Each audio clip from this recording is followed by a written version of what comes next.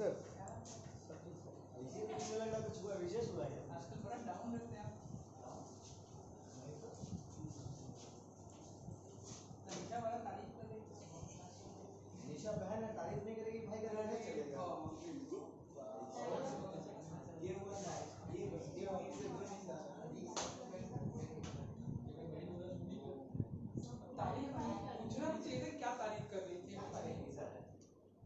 कह रही थी कि देखिए सर आपके पास पढ़ता था फैजान, कुछ आता जाता उसको था नहीं पहले लेकिन हमको बहुत हेल्प किया। ठीक है, हम बोले हाँ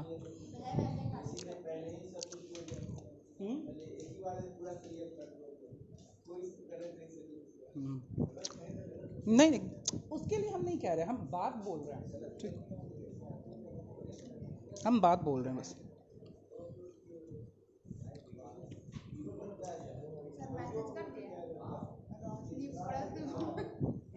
अरे इतना लंबा सा हमको मैसेज की थी सर मैसेज नहीं किए, बहुत गलत बात है, हमको भी मैसेज की थी, क्या क्या पता नहीं क्या क्या बोल रहे थे, बोले कि अब से हम कर देंगे।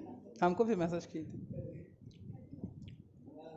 बोले कि असिस्टेंट रख लीजिए, हाँ मैसेज करने के लिए हम बोले कि शांत हो जाओ, क्या हो गया एक दिन छुट्टी का तो क्या भाई वो टॉपर है, एक क्लास नहीं छोड़ता।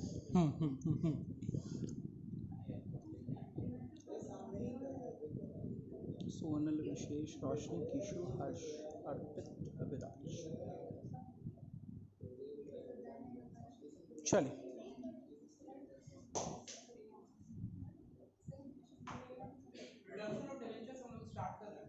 क्लास में रिकॉर्ड भी कर दे रहा हूँ इन केस किसी को अगर चाहिए होगा तो।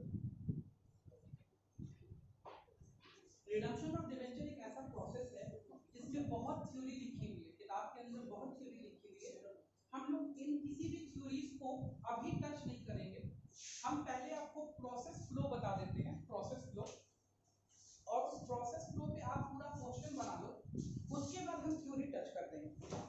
ठीक है, सबसे पहले हम आपको प्रोसेस फ्लो बता देते हैं। क्या बोला मैंने? प्रोसेस फ्लो आपको समझा देते हैं, आप पूरा चैप्टर बनाना चालू कर दीजिए, उसके बाद हम आपसे थ्योरी डिस्कस करते हैं। क्लास रिकॉर्ड कर दीजिए, क्लास रिकॉर्ड हो रही है, क्लास रिकॉर्ड हो रही है, कोई क्लास ऑनलाइन भी है और रिकॉर्ड भी हो रही है।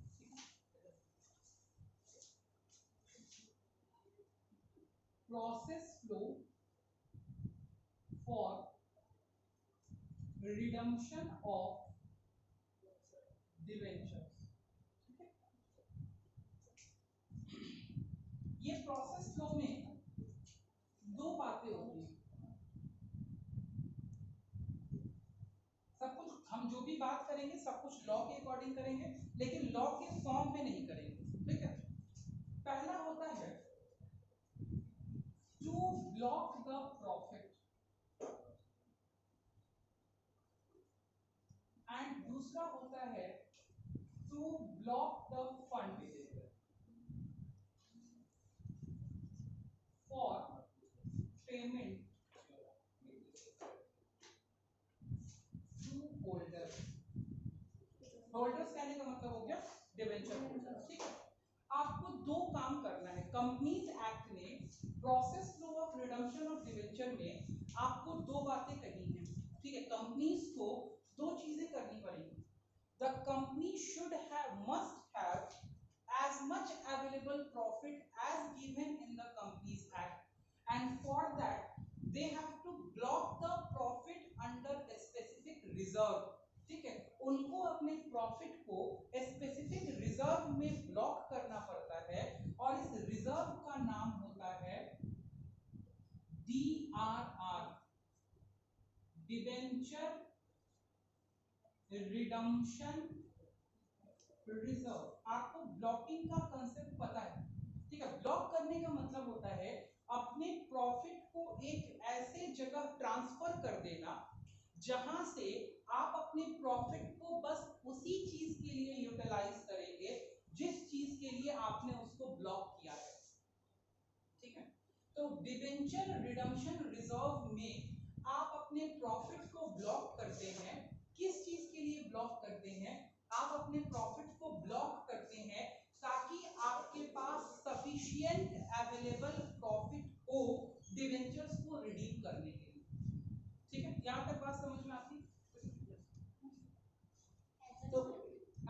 पास में डीआरआर का बैलेंस होना चाहिए। कितना बैलेंस होना चाहिए, क्या बैलेंस होना चाहिए, नहीं होना चाहिए, हम लोग सारी बातें करते हैं, अभी करेंगे। कौन डीआरआर बनाएगा, कौन डीआरआर नहीं बनाएगा।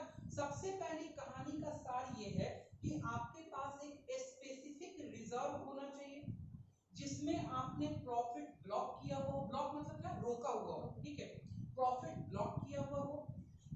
ये डीआरआर यूज होता है किस चीज के लिए, डिवेंचर को रिडम्पशन करने के लिए। जब तक आप डीआरआर बनाएंगे नहीं, कंपनीज को कंपनीज एक्ट ये अलाउ ही नहीं करेगा कि वो डिवेंचर का रिडम्पशन कर दे। मतलब it is a prerequisite for redemption of debentures that a company should make or keep necessary amount of profit in DRR. What is the necessary amount? कितना आपको करना है, कैसे आपको करना है, कब आपको करना है, ये सब बात हम लोग करेंगे, ठीक है।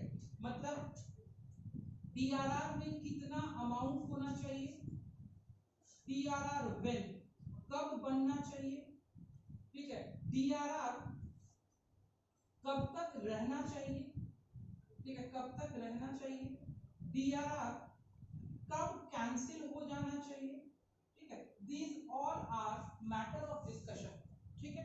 डीआरआर कैसे बनेगा, ठीक है, अमाउंट, सोर्स ऑफ जनरेशन, आप कैसे डीआरआर को जनरेट करेंगे, ठीक है, ये है अपना मैटर ऑफ डिस्कशन, हम लोग इसको डिस्कस करेंगे। तो भाई ये तो समझ में आ गया कि it is the prerequisite for the debenture redemption that a company should have necessary amount as specified under the rule in DRR होना चाहिए, ठीक है। अगर नहीं है तो पहले DRR को उतना करना पड़ेगा, बनाना पड़ेगा, उतना प्रॉफिट उसमें ब्लॉक करना पड़ेगा जितना नेसेसरी चाहिए, and then only we can do the what, we can do the redemption, we can go on and start the process of redemption, ठीक है। कितना परसेंटेज प्रॉफिट इसमें ब्लॉक होना चाहिए, कब ब्लॉक हो जाना चाहिए, कितने अमाउंट से वो परसेंटेज निकालेंगे, कहां से वो परसेंटेज निकालेंगे, हम सारी बातें करेंगे इसके अंदर, ठीक है। क्या जर्नल एंट्री, कैंसिलेशन पे क्या journal entry, everything will discuss in that. पहला ये हो। दूसरा है DRRI, ठीक है, DRRI, debenture redemption reserve investment, ठीक है। DRRI, DRR मतलब रिजर्व बनाना, DRRI मतलब डिवेंचर रिडम्पशन रिजर्व इन्वेस्टमेंट, बस यही दो चीज का खेल है। पहला खेल DRR का है, दूसरा खेल DRRI का है, हो गया बात खत्म, उसके बाद कुछ नहीं है और कोई खेल नहीं, पूरे चैप्टर में बस वही दो चीज का खेल है। DRRI, debenture redemption reserve investment, ठीक है। इन्वेस्टमेंट का मतलब बेटा क्या है, आप यहाँ फंड्स ब्लॉक कर रहे हैं। फंड्स का मतलब क्या, पैसा, कैश, ठीक है। क्यों ब्लॉक कर रहे हैं, क्योंकि आपको डिवेंचर होल्डर्स को पेमेंट करना है, ठीक है। तो उसके लिए आपके पास में नेसेसरी फंड्स होना चाहिए। कंपनीज एक्ट कहती है कि उस अवेलेबल नेसेसरी फंड्स में से एक सर्टेन परसेंटेज ऑफ फंड आपका इन्वेस्ट होकर के रहना चाहिए। कहां इन्वेस्ट होगा, कब इन्वेस्ट होगा, कितना इन्वेस्ट होगा, बस यही आपको जानना है, ठीक है। क्यों नहीं जानना है, क्योंकि क्यों का मेरे पास जवाब नहीं है, ठीक है। क्यों का हम इतना ही जवाब दे सकते हैं, डीआरआरआई सर क्यों बनाते हैं, तो हम इतना जवाब दे सकते हैं। पहला कि रूल ऑफ डिवेंचर रिडम्पशन में लिखा हुआ है। दूसरा कि कंपनी ये कम से कम अश्योर कर ले कि मिनिमम अमाउंट जो रिडीम करना है रिडम्पशन पे, वो पैसा कंपनी के पास में है और कंपनी ने उसको ब्लॉक कर रखा है। ब्लॉक करने का मतलब समझते हैं, जब अगर किसी जगह आपने फंड को इन्वेस्ट कर दिया तो वहां से तो आप उसको यूज नहीं कर सकते ना। मान लिया आपने किसी पीरियड के लिए इन्वेस्ट किया, मान लिया 6 महीने के लिए, 7 महीने के लिए, 8 महीने के लिए, तो वो फंड वहां ब्लॉक हुआ कि नहीं हुआ, ठीक है। तो वो ब्लॉकिंग के कंसेप्ट के लिए हम लोगों ने बोला कि हमारे पास में फंड क्या होना चाहिए, ब्लॉक होना चाहिए। कोई दिक्कत यहां तक समझने में, चलिए आगे बढ़ते हैं। तो हमें यहां देखना है कि डीआरआरआई का अमाउंट क्या होगा, डीआरआरआई कब बनेगा, डीआरआरआई इन्वेस्टमेंट जो होगा, इन्वेस्टमेंट किन चीजों में होगा, कौन से सिक्योरिटीज में हम इन्वेस्ट करेंगे, ठीक है। डीआरआरआई पे क्या हमें इंटरेस्ट मिलेगा, अगर डीआरआरआई पे हमें इंटरेस्ट मिलेगा तो क्या इंटरेस्ट पे टीडीएस कटेगा, ठीक है। और फिर कि जब डीआरआरआई अपन रियलाइज कब करेंगे? रियलाइज का मतलब इन्वेस्टमेंट है तो इसको बेचना पड़ेगा ना भाई, ठीक है। तो DRRI का इन्वेस्टमेंट हम कब बेचेंगे और उससे जो पैसा मिलेगा उस पैसे से हम क्या करेंगे? तो लास्ट का जवाब तो आपको पता है कि DRRI से जो पैसा मिलेगा उस पैसे से हम डिवेंचर का क्या करेंगे? रिडम्पशन, ठीक है।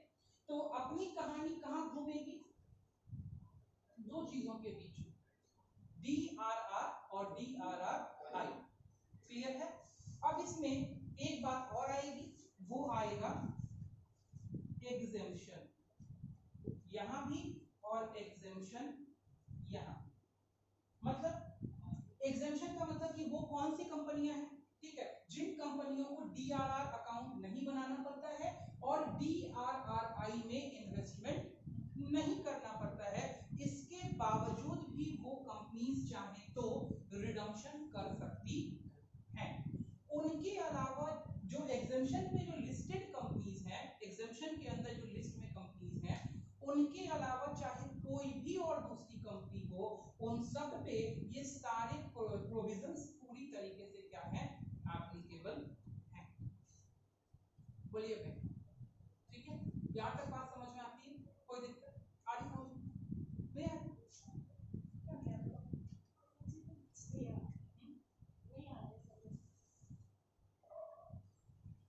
बाकी आप किसी को कोई दिक्कत? सर यार जो बनाएंगे उसमें मतलब कि हम डिवेंचर में पैसा ले रहे हैं, 3% वही पेमेंट पे करेंगे वापस, तो यार में अमाउंट कहां से यार क्रिएट करेंगे, उसमें अमाउंट कहां से बता रहे तो अभी तो बता ही नहीं ना। अभी तो हम ये बताए कि इसके अंदर ये रिडम्पशन का जो आपका प्रोसेस है या रिडम्पशन का जो रूल है, ये रूल कहता है कि एक DRR बनाना पड़ेगा, रिजर्व बनाना पड़ेगा, ठीक है। हम तो अभी इतनी बात कर रहे हैं कि भाई जब भी किसी कंपनी को रिडम्पशन के लिए जाना है, कंपनी को किसी जो उसने डिवेंचर्स उठा रखे हैं मार्केट से, उसको रिडीम करना होगा ना, पेमेंट रीपेमेंट करना होगा उसका। तो कंपनी जब डिवेंचर्स का रीपेमेंट करेगी तो रीपेमेंट करने से पहले, जैसे ही मान लो फॉर एग्जांपल लेके चलते हैं, मान लो कंपनी ने 10,000 9% डिवेंचर्स इशू किए थे at the rate ₹10, redeemable after 3 years. तो आज इस डेट पे अगर इशू किए थे तो 1 साल 2 साल और तीसरे साल यहाँ पे आकर के उसको क्या करना पड़ेगा, रिडीम करना पड़ेगा ना। तो रिडीम करने से पहले उस कंपनी को क्या क्या करना पड़ेगा, हम यही तो डिस्कस कर रहे हैं। ये बात वो दो पॉइंट बताइए, ब्लॉक द प्रॉफिट और ये तो बता रहे हैं, block the profit and block the funds, ठीक है। बोलते हैं कि तुम मान लो बेटा एक कंपनी, ठीक है, तुमने मान लिया कि ये डिवेंचर्स इशू किए थे मार्केट, आज आपने ये डिवेंचर्स रिडीम करने, आज आप उस दहलीज पे खड़े, उस डेट पे खड़े हैं जब आपको ये 10,000 डिवेंचर्स जिन लोगों से लिए थे आपने उनको वापस करना है, ठीक है ना। तो वापस करने के लिए आपके पास में सबसे पहले क्या होना चाहिए, कंपनी के पास में अगर पैसा नहीं होगा, बैंक में फंड नहीं होगा, तो क्या कंपनी रिडीम कर पाएगी? नहीं रिडीम कर पाएगी। तो the company should ensure that they have enough funds available with them in order to redeem, ठीक है। और इसका इस चीज को इंश्योर करने के लिए सिर्फ कंपनी के इंश्योरेंस से तो नहीं चलेगा, एश्योरेंस से तो नहीं चलेगा, ठीक है। इसका एश्योरेंस किसके पास होना चाहिए? इसका एश्योरेंस डिवेंचर होल्डर्स को भी रिप्रेजेंट कराना पड़ेगा कंपनी को, ठीक है। और सिर्फ डिवेंचर होल्डर को ही नहीं, आरओसी को भी एश्योरेंस देना पड़ेगा कि भैया हम रिडम्पशन के प्रोसेस में जा रहे हैं तो हमारे पास में इनफ फंड्स हैं। क्या ये बात समझ आई? तो इस एश्योरेंस को कराने के लिए पहले फंड की बात करेंगे तब प्रॉफिट की बात करेंगे, ठीक है। क्योंकि फंड ज्यादा आसानी से समझ में आता है कि भैया पैसा चुकाना है तो पैसा होना तो चाहिए, तभी तो चुकाएंगे, ठीक है। और ये एश्योरेंस कितने लोगों को देना पड़ेगा? 2 लोगों, पहला डिवेंचर होल्डर्स को, दूसरा आरओसी को, रजिस्ट्रार ऑफ कंपनीज को। तो इसीलिए कंपनीज एक्ट ने रूल ही बना दिया कि भाई हम एश्योरेंस क्या सबसे लेते फिरेंगे, ठीक है। हम एक ऐसा रूल ही बना देते हैं जिस रूल के हिसाब से अपने आप एश्योरेंस मिल जाए, ठीक है, कि भैया हाँ मेरे पास में फंड है, क्लियर है।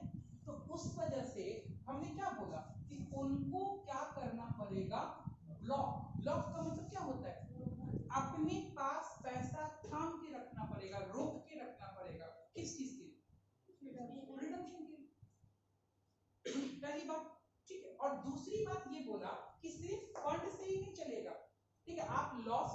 कंपनी है और आप चले रिडम्पशन करने, पॉसिबल है। अगर आप लॉस मेकिंग कंपनी है तो फंड कहां से आ रहा है आपके पास, ठीक है ना। तो पहले आपको उसने बोला कि आप ब्लॉक करो और इंश्योर करो कि आपके पास में क्या अवेलेबल है, प्रॉफिट, ठीक है। और प्रॉफिट अवेलेबल है तो जनरल प्रॉफिट नहीं अवेलेबल है जिसको कि तुम शेयर होल्डर को डिस्ट्रीब्यूट कर दोगे और कहोगे प्रॉफिट तो था ही, कर लो, और जब देखने के लिए आएगा तो पता चलेगा कि तुमने उसको कहां बांट दिया, शेयर होल्डर्स को डिविडेंड बांट दिया। नहीं, वैसा प्रॉफिट अपने को नहीं चाहिए, ठीक है। अपने को एक स्पेसिफिक रिजर्व में ब्लॉक्ड प्रॉफिट चाहिए, ठीक है। मतलब it is the prerequisite, prerequisite समझते हो, किसी काम को करने से पहले ये होना चाहिए, दैट इज कॉल्ड प्रीरिक्विजिट, ठीक है। तो these are two conditions that are prerequisite before a company is going on and stepping into the process of redemption। जी, क्या आप समझ रहे हैं, ठीक है। तो जब आप स्टेप ऑन कर रहे हो रिडम्पशन के प्रोसेस पे तो इसको समझाने में थोड़ी कठिनाई है, बिकॉज यहाँ पे अलग अलग परसेंटेजेस हैं, अलग अलग बातें हैं, ठीक है। तो पहले इसको समझा देते हैं ताकि ये पूरा पोर्शन ज्यादा क्लियर रहे, एंट्रीज क्लियर रहे, आप जब एंट्रीज करने जाओ तो करो। जो हम हिंदी बोलेंगे वो हम लॉ का इंटरप्रिटेशन बोलेंगे और आपको उसी को एकदम अच्छे से अपने ध्यान में समझ लेना है, मोबाइल में मत देखिए, ठीक है। यहाँ देखिए तो समझ में आए, मोबाइल में क्या ही समझ आएगा, तो मैसेज आ रहा है उसको बाद में देखिए, उसको रेफर कर दी, वो क्या देगा, तुम्हारा ही मोबाइल है तो तुम क्या उसके मोबाइल में शामिल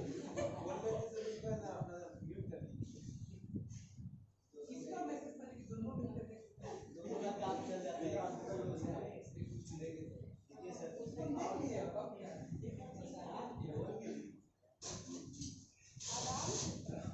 अरे वो बाहर निकला हुआ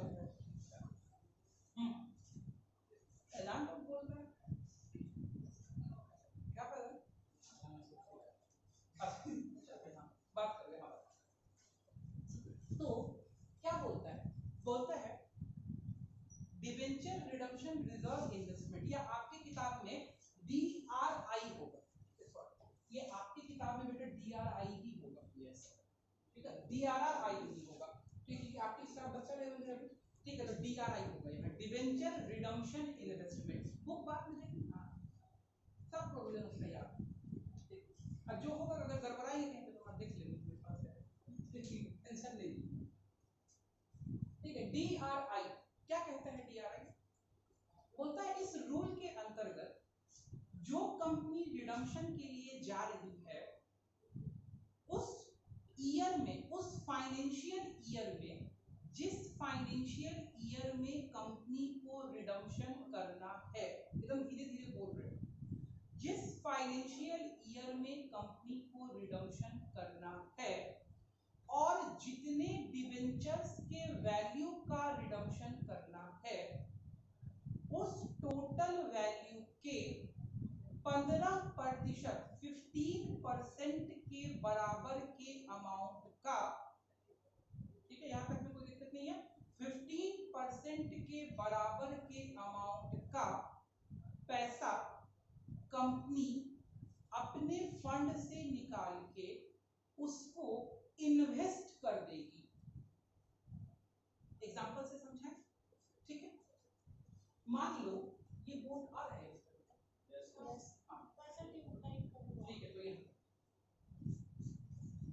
मान लो कि फाइनेंशियल ईयर है 2018-19, ठीक है, 1 अप्रैल 18 से 31 मार्च 19 तक स्प्रेड होगा ये ईयर, ठीक है। मुझे 1 अक्टूबर 2018 को मैंने कितना इशू किया था, 10,000 डिवेंचर्स इशू किए थे, इसी वाले एग्जांपल को लेके चल लेते हैं, ठीक है। 10,000 डिवेंचर्स मैंने इशू किए थे, उसमें से मैं 2,000 डिवेंचर्स रिडीम करूंगा, कोई दिक्कत नहीं। 1 अक्टूबर 2018 को out of these 10,000 debentures I am going to redeem 2,000 debentures of rupees कितना, ये मुझे इस साल रिडीम कर देना है, ठीक है ना। तो अमाउंट कितना हो गया,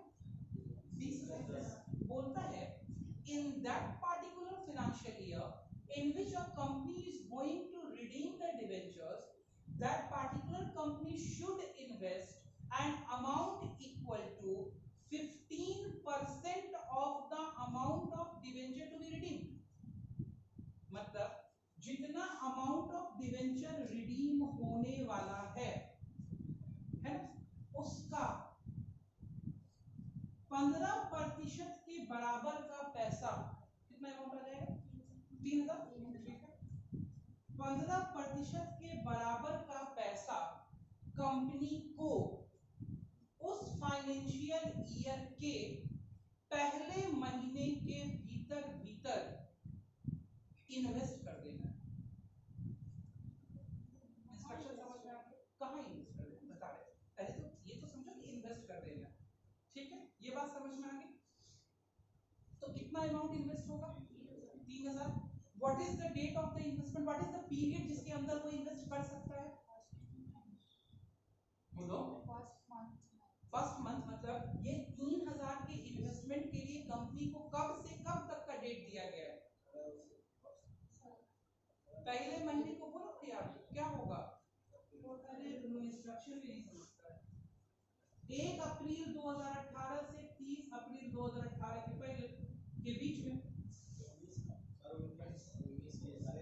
अरे 18 19 कैसे हो? तो एक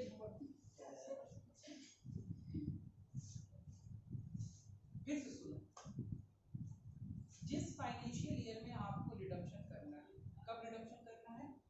आपको 1 अक्टूबर 18 को रिडम्पशन करना है। ये डेट 1 अक्टूबर 18 बेटा किस फाइनेंशियल ईयर में आती है? 18-19 में आती है, ठीक है। बोलता है जिस फाइनेंशियल ईयर में आपको रिडम्पशन करना है, जितने अमाउंट का रिडम्पशन करना है उस अमाउंट के टोटल वैल्यू के 15% के बराबर, 15% के बराबर का पैसा आपको अपने फंड से निकाल के एक जगह बैंक में इन्वेस्ट कर देना है, ठीक है। बैंक में कहाँ इन्वेस्ट करना है? बैंक में इन्वेस्ट कर देना है ताकि वो पैसा ब्लॉक हो जाए, ठीक है। और ये करने का टाइम क्या है? ये करने का टाइम है उस साल का पहला महीना। रिडम्पशन कब करनी है? अक्टूबर में, लेकिन इन्वेस्टमेंट कब कर देना है? अप्रैल में ही इन्वेस्टमेंट कर देना है। बात समझ में आ रहा है? ठीक है। अगर टाइमलाइन पे देखा जाए तो देखो यहाँ टाइमलाइन पे देखो, ये फाइनेंशियल ईयर 18 शुरू हुआ, ठीक है। यहाँ आएगा 1 अक्टूबर 2018, ठीक है। यहाँ पे आपको -2000 डिवेंचर्स करने हैं। हाँ, यहाँ पे आपको -2000 डिवेंचर्स मतलब रिडम्पशन करना है, ठीक है बेटा। लेकिन आपके पास इन्वेस्टमेंट करने का पीरियड पता है क्या है? 1 महीने का ही है।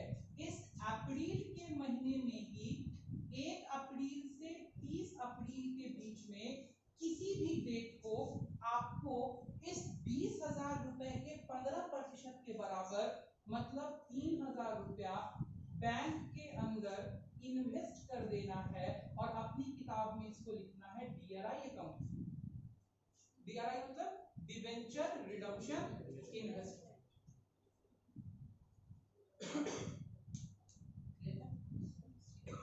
ये क्यों करना है?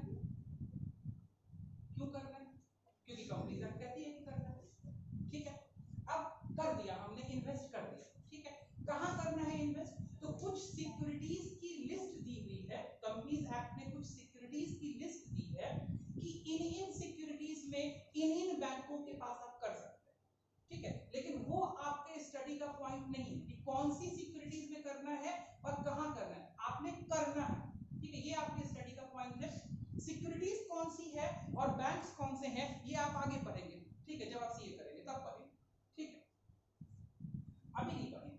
तो ये बात समझ में आ गई। पहला पोर्टफोलियो आपको क्या मेंटेन करना है? पहला रूल कि in that year in which you are going to redeem the debentures, then whatever is the total amount of debentures to be redeemed, the total value of the debentures, of that total value you have to calculate the 15% and that amount will be invested by the company into a DRI account, ठीक है, which is specified bank under a specified instrument, ठीक है। and the time limit is what? first, ठीक है, first month के अंदर करना है। अगर मैं यही पे बोलूं कि 2 लाख रुपए का इन्वेस्टमेंट था तो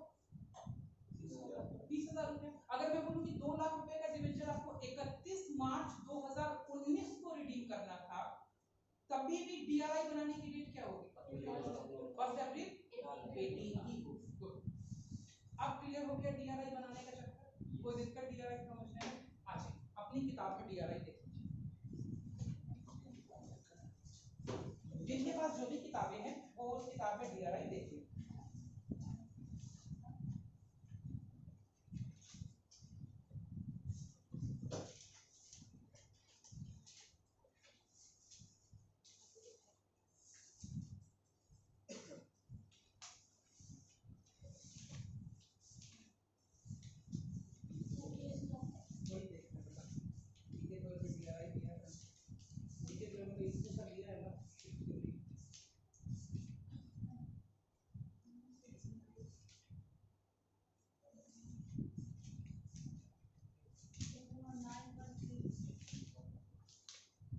पेज नंबर 9.3 छोटा सा एकदम इक्कू का पॉइंट दिया है। सर मेरे में 9.3 में बहुत खत्म होता है। देखिए कहां दिया आपने, तो मुझे पूछा 9.3 में बहुत खत्म नहीं मुझे चैप्टर खत्म होता है। 9.30 आप खोल रहे हैं, हम 9.3 खोलने को बोल रहे हैं। नहीं कहते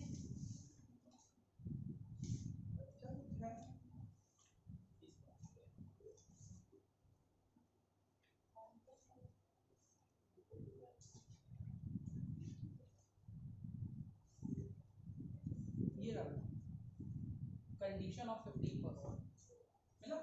ठीक है, तो बड़ा ही वाहियात लिखा हुआ है टीएस ग्रेवाल जी के घर में, बहुत वाहियात लिखा हुआ है, लिखा ही नहीं हुआ है, कुछ नहीं लिखा हुआ है इसमें तो। ठीक है, टीएस ग्रेवाल में लिखा हुआ है। ठीक है, रूल भी लिखा हुआ है, रूल आपको जानने की जरूरत नहीं। ठीक है, रूल कहता है rule 18 subsection rule 18 7 subsection B of companies share capital and debenture rule, ये आपको जानने की जरूरत बिल्कुल नहीं है। ठीक है, लेकिन आपको सिर्फ उस रूल में क्या बात लिखी गई है ये जानने की जरूरत है। ठीक है, बोलता है इन्वेस्ट एन अमाउंट, एक अमाउंट को इन्वेस्ट कर दो not less than 15% of the nominal face value of debenture. ठीक है, डिवेंचर के फेस वैल्यूज के 15% से कम का वो अमाउंट नहीं होना चाहिए। ठीक है, तो ऑब्वियस सी बात है कोई भी कंपनी 15% के से 15% करेगी, उससे ज्यादा क्यों करेगी? ठीक है, तो 15% से कम नहीं होना चाहिए। आपने मैक्सिमम लिमिट तो कुछ दी नहीं है, तो हम मिनिमम लिमिट से ऊपर चढ़ा के 15% क्या कर देंगे? कर देंगे। ठीक है, not less than 15% of the nominal value of debentures to be redeemed by 31st March of the next year in specific securities on or before 30th April of the current year। बात समझ में? मतलब जो debentures आपको 31 मार्च तक चुकाने हैं, उन डिवेंचर्स के नॉमिनल फेस वैल्यू के 15% के बराबर का पैसा 30 अप्रैल तक एक स्पेसिफिक अकाउंट में इन्वेस्टमेंट कर दीजिए जिसका नाम डीआरआई है। तो बोलो ये केस हमने आपको समझा दिया, कोई दिक्कत नहीं है, आगे बढ़ो। It further prescribes that the amount remaining invested or deposited as the case may be shall not be at any time fall below 15% of the amount of debentures maturing during the year ending 31 March of that year। कहने का मतलब कि भैया छेड़छाड़ मत कर देना। 15% अगर डीआरआई में इन्वेस्टमेंट किया है तो जब तक डिवेंचर रिडीम ना हो जाए उस डेट तक उस इन्वेस्टमेंट में 15% का अमाउंट बना रहना चाहिए। मतलब किसी भी केस में हमारे एग्जांपल में ये वैल्यू इन्वेस्टमेंट की वैल्यू 3000 से नीचे नहीं जा सकती है। Up to what date? Up to the date on which you are going to redeem the debentures. ये बात क्लियर हो गई सबको? ठीक, आगे बोलता है investment in specified securities is required to be made by all companies. ठीक है, बोलता है सारे कंपनीज को स्पेसिफाइड सिक्योरिटीज में इन्वेस्टमेंट करना है। अब किनको नहीं करना है वो भी दे देता है एग्जम्पशन। मैंने बोला ना कि जिनको नहीं करना है उनकी भी लिस्ट है। बोलता है किनको नहीं करना है, except all India financial institutions regulated by RBI. ठीक है, फाइनेंशियल इंस्टीट्यूशंस मतलब जो एनबीएफसीज हैं, नॉन बैंकिंग फाइनेंशियल कंपनीज हैं, उनको नहीं करना है। जो बैंकिंग कंपनीज हैं उनको नहीं करना है। ठीक है, और इस लिस्ट में अब एक नया नाम जुड़ गया है, पहले ये दो नाम था, ऑल इंडिया फाइनेंशियल इंस्टीट्यूशंस था, बैंकिंग कंपनीज था, और अब इस लिस्ट में HCFs जुड़ गया है, HFCs जुड़ गया, सॉरी HFCs जुड़ गया है, हाउसिंग फाइनेंस कॉर्पोरेशन, मतलब जो हाउसिंग के लिए फाइनेंस देती हैं, जैसे HDFC, जैसे इंडिया बुल, ठीक है, ये सारी कंपनीज हाउसिंग फाइनेंस कॉर्पोरेशन हैं। मतलब ऐसी कंपनी जो फाइनेंशियल इंस्टीट्यूशंस हैं, जो बैंकिंग कंपनीज हैं, मतलब बैंक्स हैं, और जो HFCs हैं, वैसी कंपनीज को DRI बनाने की जरूरत नहीं है। और सेम एग्जम्पशन बेटा यहाँ भी लाई करता है, DRR का भी सेम एग्जम्पशन, ठीक है। तो उन्हीं कंपनीज को DRR बनाने की भी जरूरत नहीं होती है। जब हम DRR पढ़ेंगे तो वो आपको पढ़ा देंगे, ठीक है। तो इन कंपनीज को छोड़ के इंडिया में बाकी कोई भी कंपनी अगर डिवेंचर इशू करती है तो वैसी कंपनी को DRI बनाना पड़ेगा। कहने का मतलब ये बहुत इंपॉर्टेंट हो गया कि आपको पेपर में पहले कंपनी का नाम ध्यान से पढ़ना पड़ेगा। बात समझ में आया? यदि कंपनी का नाम ध्यान से नहीं पढ़िएगा तो हो सकता है DRR और DRI बनाने की रिक्वायरमेंट ना रही हो और आप DRR और DRI बना के चले जाएं, ठीक है।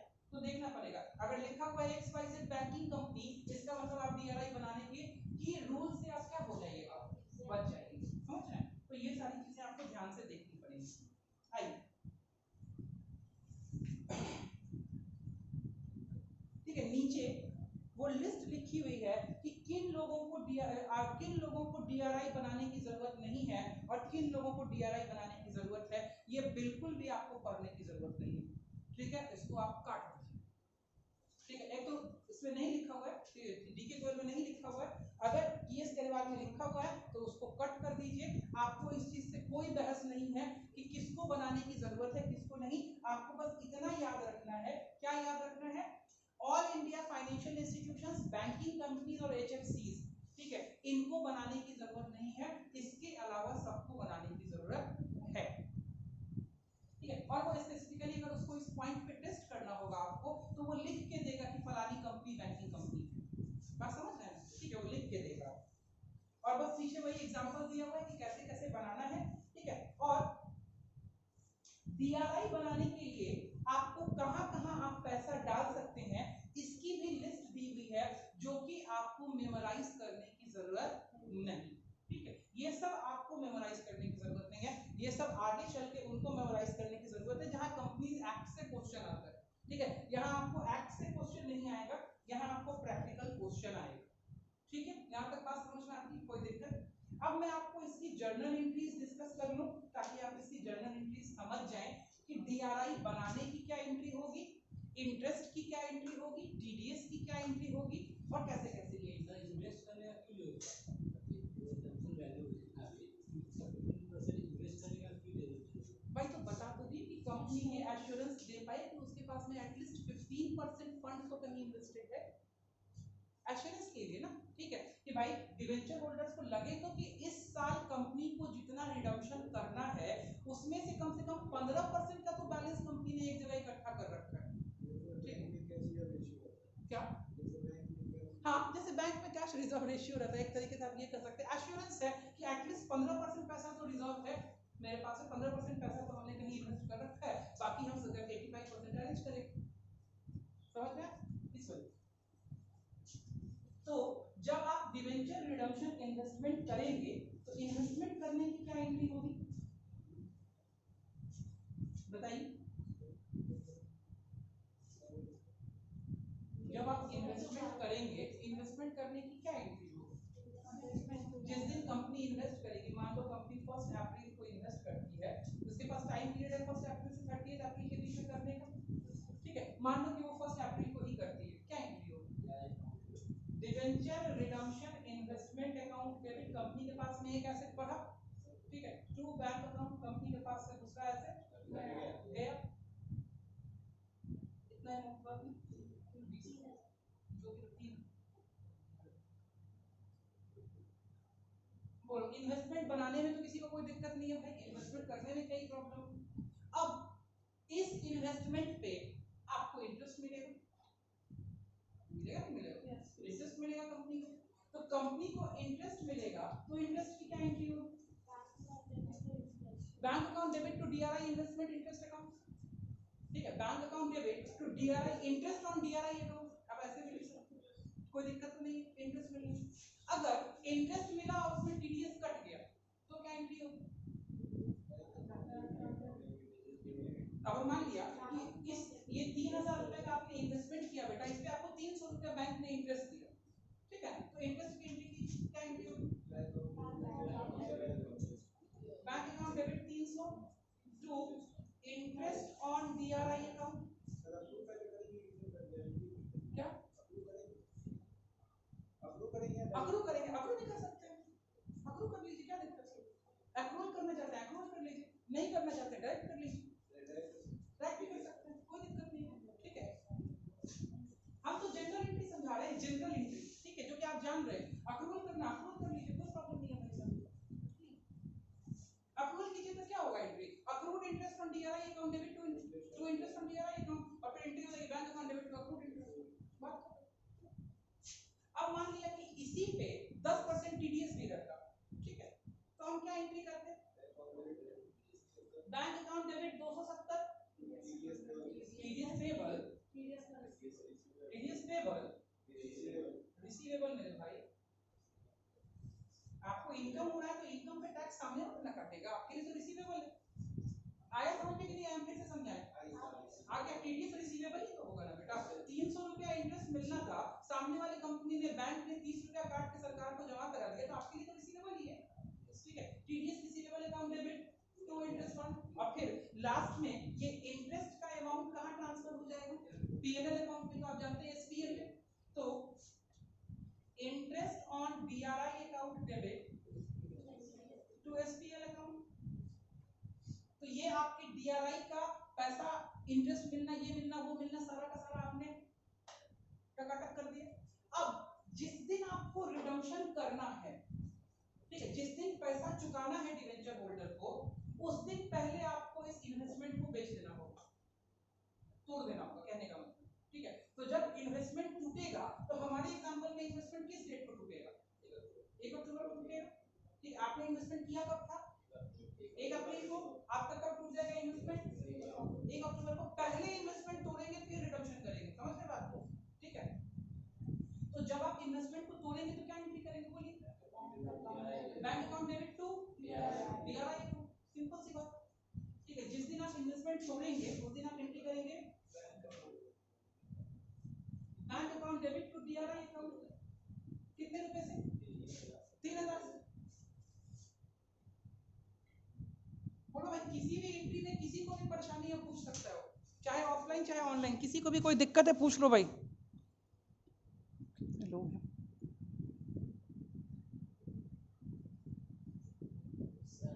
हैं, कौन सा इंटरेस्ट मिला है? हाँ 300 रुपया, हाँ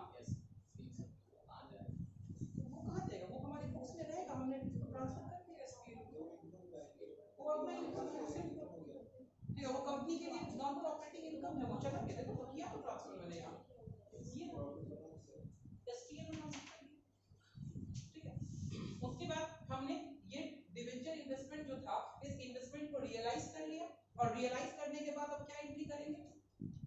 अब रियलाइज करने के बाद क्या एंट्री? अब नॉर्मल प्रोसेस में आ जाएंगे, ठीक है। नॉर्मल प्रोसेस में अब हम डिवेंचर होल्डर्स को ड्यू करेंगे, क्या एंट्री करेंगे?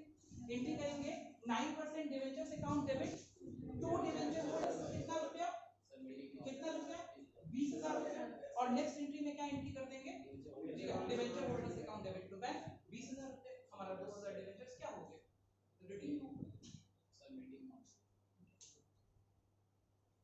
क्या भाई, इतना समझ आया? नहीं समझ आया? आगे समझ सबको?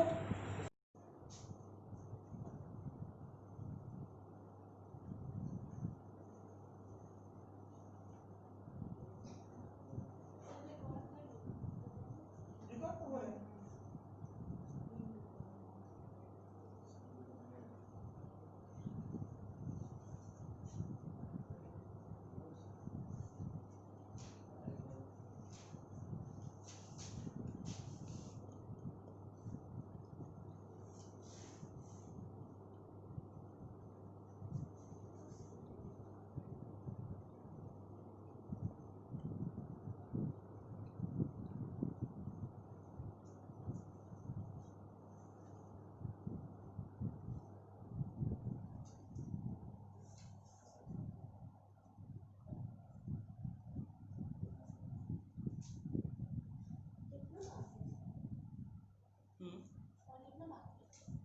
कह रहे हो बेटा?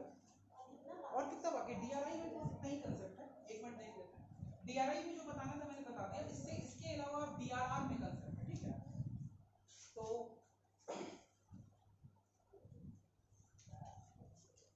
डीआरआई समझ में आ गया? कोई दिक्कत नहीं है डीआरआई समझने में? आइए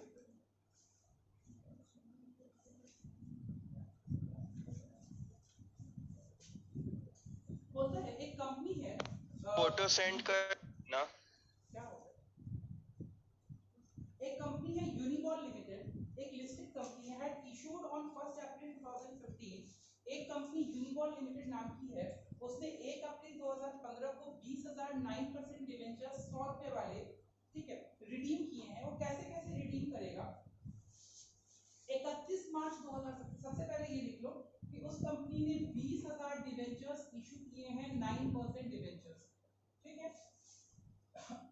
और सबसे पहला रिडम्पशन करना है 31 मार्च 2017 को, ठीक है? Out of the total debentures इसको कितना रिडीम करना है? 15%। तो 9% डिवेंचर्स हैं कितने रुपए वाले? 100 रुपए वाले। क्वेश्चन क्या कहता है, ध्यान से समझो। क्वेश्चन बोलता है कि एक कंपनी ने 20,000 9% डिवेंचर 100 रुपए वाले इशू मारे हैं, ठीक है?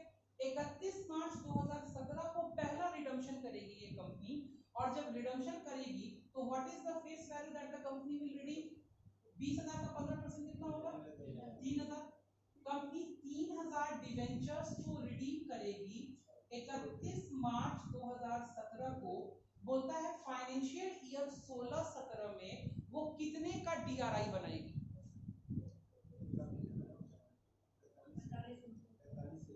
कितना? तो सबसे पहले तो वैल्यू निकालो। 3,000 डिवेंचर्स हैं कितने रुपए वाले? 100 रुपए वाले।